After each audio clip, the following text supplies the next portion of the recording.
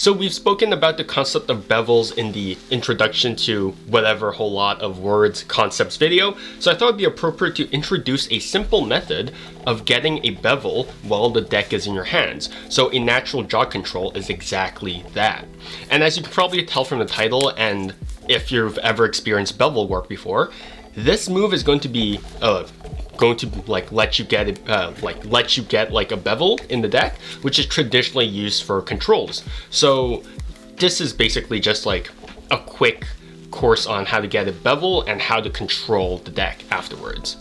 So let's go over the brief history of this move. So this move was actually first published in John Norton Hilliard's Greater Magic back in 1938 and was published under the name of the slap location. Interestingly enough, in the explanation section, there isn't actually any credits given in the move, but if you actually look further down in the book, in the review of chapters in Greater Magic, in that particular section, this move is actually credited to two people, Nate Leipzig and Paul LaPaul. So, quote, "The slap location, favorite substitute for the pass, used by Leipzig and LaPaul is correctly explained for the first time," unquote. But of course, most people don't actually know this move from Greater Magic because Greater Magic is out of print. It has been out of print for quite a while now, and it's honestly just a tiny section in an otherwise thick book. It is like a dictionary, right?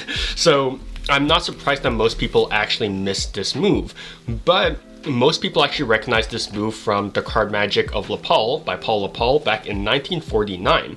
But it is important to note that the description in Greater Magic of this move is slightly different from the one in Card Magic of LaPaul. Why? I don't know. Maybe his method actually changed in between the 11 years of publication, right? Because there's an 11-year gap between publications.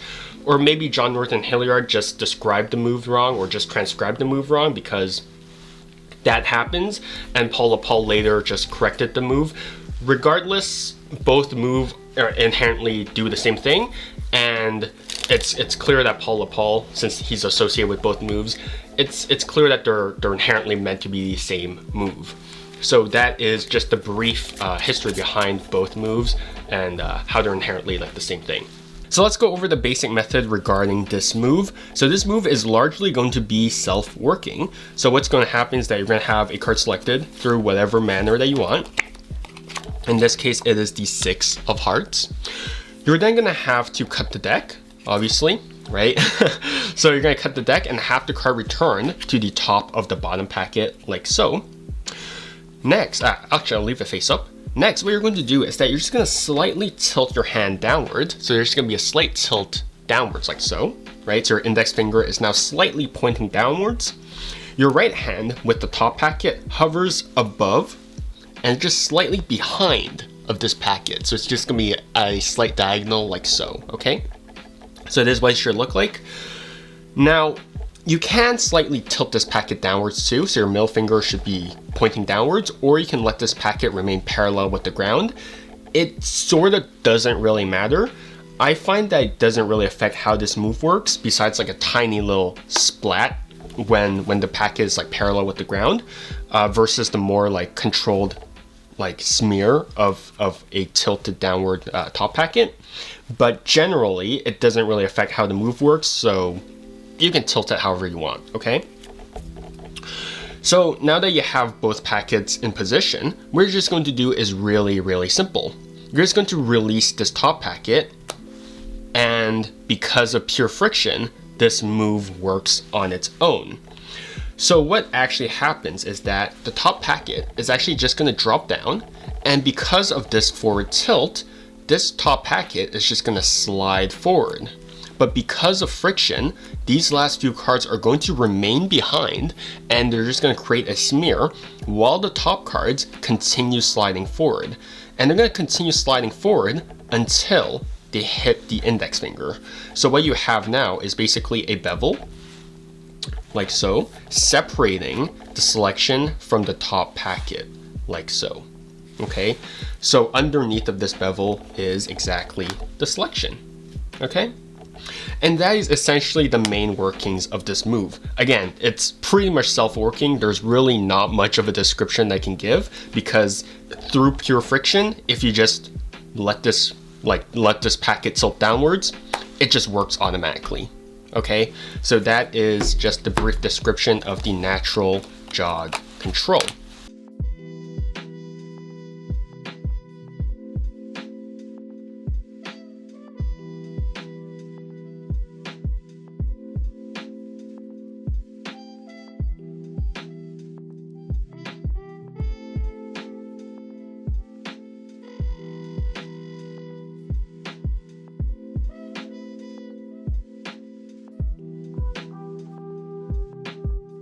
Now, what do you do with a bevel? Good question. So there's actually a couple of things that you can use to actually control the selection. So once you have the selection and you have the bevel in place, you can do a couple of things. One is that you just sort of just press down on this bevel with, you lift up on this bevel with your thumb and you kick everything in. So now you have a thumb brake, like so, okay? So you have a thumb brake separating the selection from the top packet, like so. And then you can just give it a direct cut, like so, which brings the selection back to the top of the deck. You can also do an overhand shuffle. That's actually the method that Paul used to control the selection, right? So he actually did the Natural Jog Control. He would then grip everything in his right hand, so just relax or just show everything. He would then turn the deck around, so then the backs would face his left thumb. And now his right thumb would go over, press up on this bevel, kick everything in square with one another. So now he has that same thumb brake. And then he would just do an overhand shuffle. So you would just execute an overhand shuffle. And as you approach where the thumb brake is, you would just start peeling cards one by one. And then once you hit the thumb brake, you would throw everything on top, just like so. Okay, so it's just, so this is a very rhythm reliant thing, so like so. Okay, so that is the overhand shuffle as used by Paul himself. Of course, you can also use it with a riffle shuffle. So here you go, 9 of clubs, toss everything, kick up on this bevel, kick everything here, separate everything from the thumb brake. And then you let everything, and then you just do a riffle shuffle, and then you let your left hand's packet fall down last, and that automatically controls everything to the top, like so. You can also use it with a Ferris shuffle. It's going to be the exact same thing. So 3 of hearts, here, thumb brake, separate from the thumb brake, Ferris shuffle, and then that controls everything to the top as well. You just gotta keep track of where the top card is and anything will work, honestly. You can also do it with a tabled riffle shuffle, but that'll take a bit more finesse. So what happens is this. You have a card selected, Jack of Diamonds, you execute your bevel, you're then going to grip everything with your right hand. So you're going to grip the bottom corners with your right hand in between of your middle finger and your thumb, like so. You're going to set it down onto the table in preparation for your table work stuff. What's going to happen next is that your ring finger is going to curl in. So it's just going to curl in and it's going to contact the bottom short edge of this bevel, like so. And what's going to happen is that now your ring finger is going to kick this card in through this corner, and because you're kicking it at a diagonal, look at what happens, right? This bevel actually transfers to this side over here, okay? Which means that now your right thumb can reach over and lift up on this bevel. So you're moving the bevel from the short edge to the long edge that's facing you, okay? Making it so that the spectator can't see the bevel. Okay, so once more, you have your selection, you execute the Natural Jog Control, set everything down, your bevel's here, hidden by your right hand, your ring finger contacts this part near the top corner of the short edge over here, and just kicks this kicks this bevel into the deck, and because it's at a diagonal, this just shoots outwards like so, okay? So now your right thumb can lift up on this bevel, separate both packets, and then you just gotta let the top of the left-hand packet fall down last, and that will control this jack of diamonds or your selection to the top of the deck. So that is using the tabled riffle shuffle. And that's an idea by Jeremy Griffith, who I imagine got it from Table Work, from Ron Conley, and all of those gambling sleight of hand people, okay?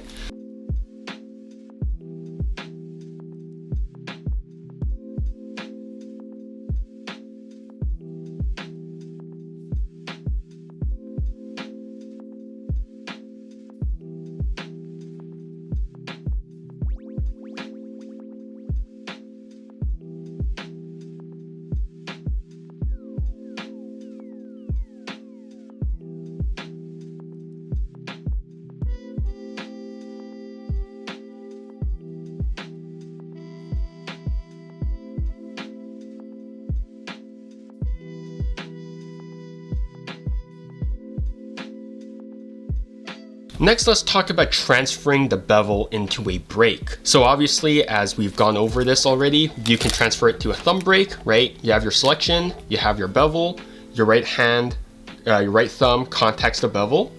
It's gonna kick everything upwards, and it's gonna kick everything square, and now you have a thumb break, just like so, okay? Which you can use for whatever, right? I've seen people use it for maybe like a pass, maybe, right? So you can do it with a thumb break. You can also transfer this move into a pinky break. So it's going to be extremely similar to the table riffle shuffle, where you sort of have to kick the bevel around, but it's interesting. So you're going to have a card selected, the 2 of spades. You're going to execute the natural jog control. Your right hand is going to go over the deck in a bevel grip, like so, and the right thumb is going to contact the bottom left corner of the deck. And your bottom left and your right thumb is just gonna kick this bevel inwards, and it's gonna kick it at sort of a diagonal, right? Because, well, naturally your thumb is gonna kick it diagonally anyways because it's extended diagonally. So it's just gonna kick it diagonally, and notice that the moment I kick it diagonally, this actually kicks the bevel off into sort of a corner. So now you have the bevel at an angle, like so, an angle jog, like so, okay? What this means now is that your left pinky can contact this angled bevel over here. It can lift up on this bevel, and then can kick inwards into the bevel, creating a pinky break, just like so.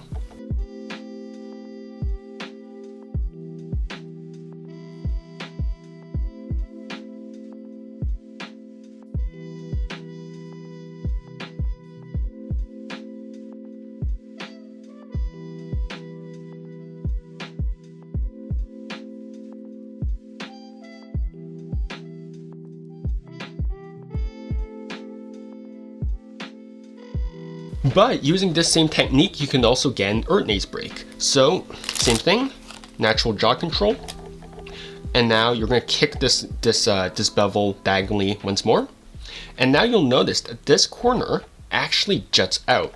So I'll exaggerate a bit.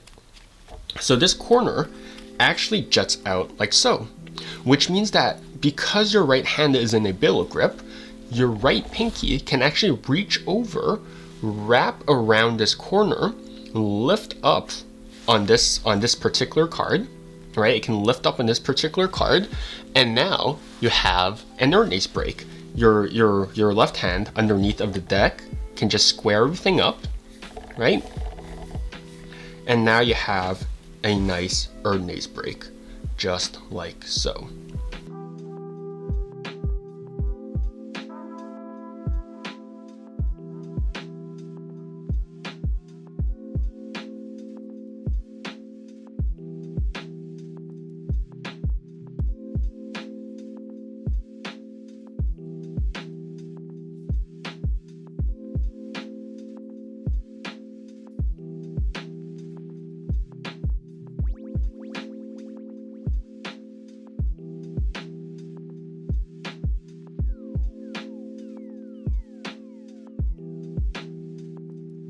Now, if you're interested in this move, there's honestly only two sources that I can recommend you. One, there's The Card Magic of Lapal by Paul Lapal. There's also The Card College Volume 3 by Roberto Giobbi.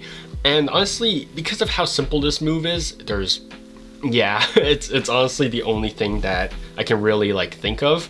Because again, it's a very simple concept, and honestly, you can apply it to just any control that you want, right? You don't only have to like use it for this particular thing. Like it's honestly a very, very versatile control. So you can go ahead and look through those two sources, because honestly I think there's enough for those two sources regarding this move. Now, regarding this control, it's nothing fancy, right? You don't get that visual like retention of vision with the DMB spread control. You also won't get satisfied with like any complex moving parts. But what you will get is that you will have a nice and reliable move, right? It's simple, it's effective, and honestly, what more do you want? I find that a lot of magicians actually overcomplicate things a lot, right? They tend to get like, I don't know, like maybe like a very complex way of getting like a break, and it's like, you really don't need that, right? You can do the simplest thing, right? And then you could get a break and it's done, right? It's donezo and everything. Because at the end of the day, right, magic is for the spectators. It's not for, well, we can do it for ourselves, right? But generally, I think it's better to streamline things for spectators. And if it accomplishes the same thing with less of a hassle, why not just do it, right? So yeah, regardless, like I really do enjoy this move for its simplicity, and I think that, you know, it should get more of an in-depth look by people, because honestly, I find that not a lot of people actually deploy this move in their everyday life, despite how good it is. But yeah, that about wraps it up for me today. Yeah, stay safe, stay healthy, and yeah, see you guys next time. All right, see you.